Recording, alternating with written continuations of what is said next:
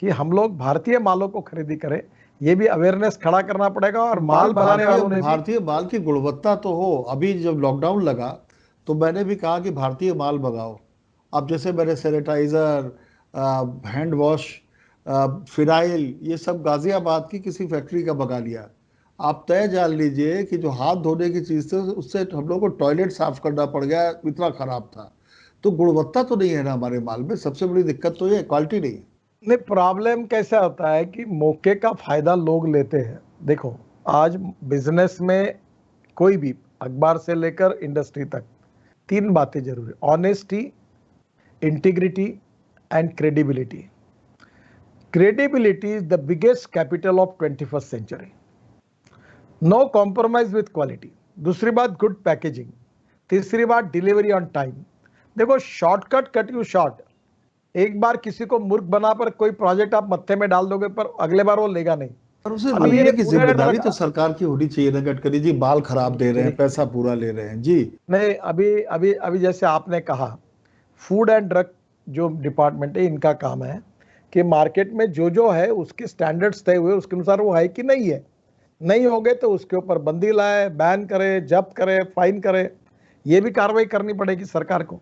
अभी सैनिटाइजर में आज बहुत से बार ये हो रहा है। हमारे यहाँ दुर्भाग्य से लोगों को क्या लगता है, कोई भी इसमें मौके का फायदा लेने के लिए कुछ बिचौली लोग इसमें अडल्ट्रेशन करते हैं, इसमें डाइल्यूशन करते हैं, और इससे प्रोडक्ट का भी नुकसान होता है। हमें अच्छी क्वालिटी मेंटेन करनी है। जी जी। आप बोलिए। आपके पास सड़क मंत्रालय है। आपने पिछली सरकार में भी अपनी बहुत अच्छा काम किया था उसमें। लेकिन आपके बहुत इंपॉर्टेंट प्रोजेक्ट रुके पड़े हुए हैं। दिल्ली से आगरा की सड़क देख लीजिए, दिल्ली से मेरठ की सड़क देख लीजिए, दिल्ली से देहरादून वाली तो जाने कब से रुकी पड़ी हुई है। मैं तो उसको चिर रुका हुआ पाता हूँ। ये क्या वजह है, कैसे इसको ठीक किया जा सकता है? मुझे लगता है शशि जी, एक बार तो प्रोजेक्ट वाइज ही चर्चा करिए आप। हमारी गलती होगी तो हमें भी एक्सपोज इतना इतना करिए। इतना इतना टाइम देंगे आप? फिर तो हाँ प्रोजेक्ट बिल्कुल। वाइज ही नहीं खत्म। नहीं, मैं इसलिए इसलिए टाइम दूंगा कि मैं मेरे डिपार्टमेंट को और दूसरे डिपार्टमेंट को एक्सपोज होते तो होने दो वाली बात को कहना चाहता हूँ। अभी दिल्ली मेरठ, आपको पता है, गाजियाबाद जिला, वीके सिंह साहब का कौन सा जिला है? गाजियाबाद ही है ना? गाजियाबाद है जी। हाँ। वहां के कलेक्टर ने जमीन के घोटाले की, इसमें बड़ा घोटाला हो गया, पूरा काम रुक गया। मेरे को लैंड ही नहीं मिली मेरठ की तरफ जाने की, 1.5 साल नहीं मिली। फिर तब आखिर में मैंने कम से कम यूपी सरकार में मुख्यमंत्री जी को, चीफ सेक्रेटरी को तक मैंने खुद फोन किए, दो दो तीन तीन बार। फिर उन्होंने प्रॉब्लम रिजॉल्व किया, इसलिए काम अटका रहा। अभी आप मुझे बताइए कि लैंड ही नहीं मिलेगी तो रोड कहाँ से पूरा होगा? दिल्ली मेरठ का अभी पूरी लैंड मिली हुई है, और मैं आपको जिम्मेदारी से बताऊंगा कि 6-7 महीने के अंदर उसको पूरा करने की हमारी कोशिश है। और ये रोड पूरा होगा, 4 घंटे के बजाय आप जल्दी पहुंच जाओगे, 45-50 मिनट में दिल्ली पहुंचोगे। दूसरा रोड जो आपने कहा था आगरा का, उसका 95% काम पूरा हुआ है। 2-3 फ्लाईओवर्स और कुछ जगह है, ये बड़े कंपनी के पास है, उनकी हालत अब खराब है। उसका भी वे आउट निकाल कर हमने उसको हमारे तरफ से पैसे देकर उस काम को हम पूरा कर रहे हैं। तो कुछ जगह पर लैंड एक्विजिशन नहीं होता। अब आपको एक बात करो कि मेरा पूरा 4 धाम का, बद्रीनाथ, केदारनाथ, गंगोत्री, यमुनोत्री का प्रोजेक्ट, अब कितने प्रोजेक्ट ये इन्वायरमेंट, फॉरेस्ट ने और जुडिशरी के कारण रुके हुए हैं। आप इस समय सरकार में हैं, आपकी सरकार है, कानून क्यों नहीं बदलते? कानून आप बदल सकते हैं 3 तलाक का, तो क्या पर्यावरण के कानूनों को ऐसा नहीं बना सकते कि जनहित के हो जाए? मैं अभी, नहीं, पहली बात तो ऐसी है कि मैं इकोलॉजी और इन्वायरमेंट के फेवर में हूँ, और निश्चित रूप से वाटर पोल्यूशन और एयर पोल्यूशन में कमी होनी चाहिए। पर ये जो नियम बना है, इसमें इसी बार प्रकाश जावड़ेकर जी से मेरी बात हुई, परसों वीसी हुई, बड़ी काफी 2 घंटे 3 घंटे चली, और उन्होंने भी मुझे प्रिंसिपली स्वीकार किया। मैंने कहा ये आप सेल्फ असेसमेंट असेसमेंट पर करो ना सिस्टम। आप फाइन 10 गुना बढ़ा दो, और एक बार फाइन होने के बाद फिर भी गलती करेगा तो जेल भेज दो, ताकि कोई हिम्मत ही ना करे। पर आप ये इतना प्रोसीजर डिले करोगे तो ये कैसे होगा? कहाँ से एमएसएमई शुरू होगी, कैसे होगा, उद्योग कैसे शुरू होंगे, ईज ऑफ बिजनेस में हम ऊपर कैसे जाएंगे? उन्होंने कहा बिल्कुल आपका सही है, और अभी आने वाले समय में इसमें कर रहे हैं। थोड़ा आप इसमें वातावरण बनाइए। अभी मुझे बताइए, आप ये 4 धाम का प्रोजेक्ट है, बद्रीनाथ, केदारनाथ, गंगोत्री का, ये स्ट्रैटेजिक प्रोजेक्ट है। अभी एक प्रोजेक्ट को अभी तक केवल इन्वायरमेंट फॉरेस्ट का 12 प्रोजेक्ट अटके हुए हैं।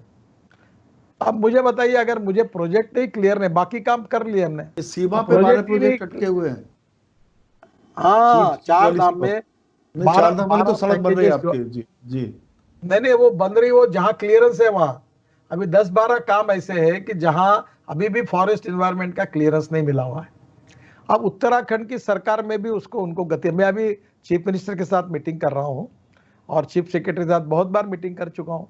अब वहाँ के, अभी मेरे को कल हमारे सेक्रेटरी ने कहा कि नोडल ऑफिसर उनका हमारा, और आप सीएम साहब से बोलो एक बार ये करे तो इसको गति मिलेगी। मैं मीटिंग कर रहा हूँ, पर धीरे धीरे जो फॉरेस्ट एंड, अभी एक आपको मजा बताता हूँ, ये जो बाम्बू है ना, इसको ग्रास कहते हैं, ये अभी तक बैन था। मैंने एक फॉरेस्ट के अधिकारी को पूछा कि बाम्बू ग्रास है कि पेड़ है, उनने कहा ग्रास है। तो मैंने बोला आपके पॉलिसी में है कि ग्रास को काटने की कोई मंजूरी लेने की जरूरत नहीं, फिर बाम्बू को काटने के लिए टीपी क्यों लगती है? उसने कहा आप कह रहे ये सही है, पर ये कानून में है कि हम लोग टीपी लेते हैं, किसी को तोड़ने नहीं, कोई लगाता ही नहीं था। अभी मैंने नेशनल हाईवे के बाजू में पेड़ लगाने के लिए बोला हमारे लोगों को, वो बोले सर मत लगाओ पेड़। मैंने बोला क्यों?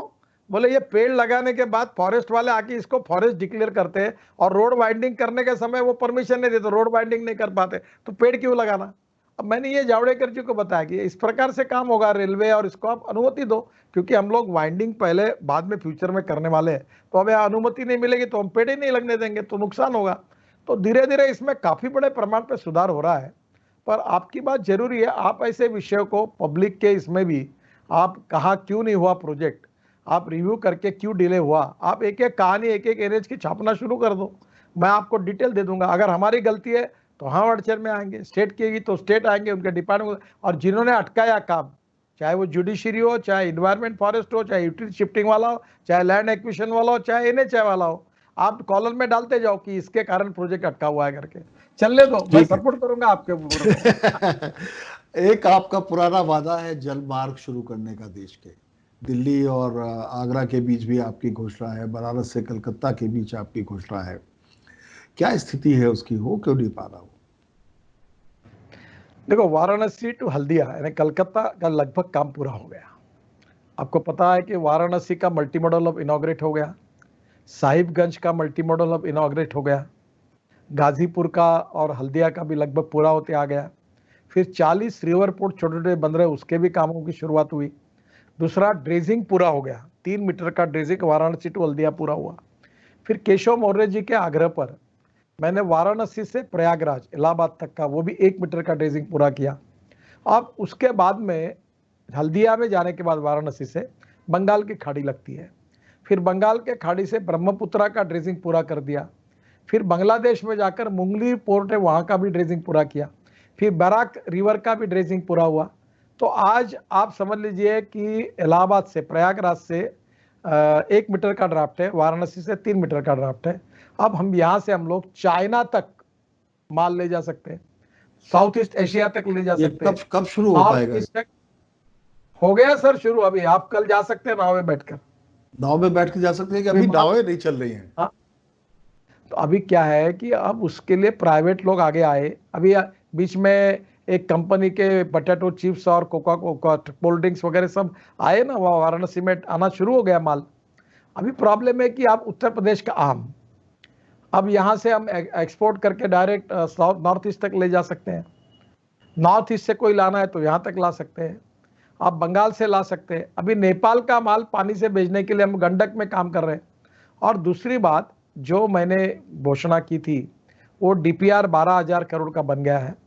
दिल्ली से मथुरा से निकलकर दिल्ली से निकलकर मथुरा, मथुरा से आगरा, आगरा से इटावा और इटावा से प्रयागराज इलाहाबाद, ये पूरा होगा तो पंजाब हरियाणा की कनेक्टिविटी साउथ ईस्ट एशिया को जोड़ी जाएगी। ये 12,000 का डीपीआर बनाकर वर्ल्ड बैंक को हमने सबमिट किया। अभी ये डिपार्टमेंट मेरे पास नहीं है, अब ये डिपार्टमेंट मेरे पास एमएसएमई आया है, तो इसके आगे के काम की मुझे जानकारी नहीं है। पर जो जो कहा था मैंने, उसकी स्थिति जो है वो मैंने आपको बताई।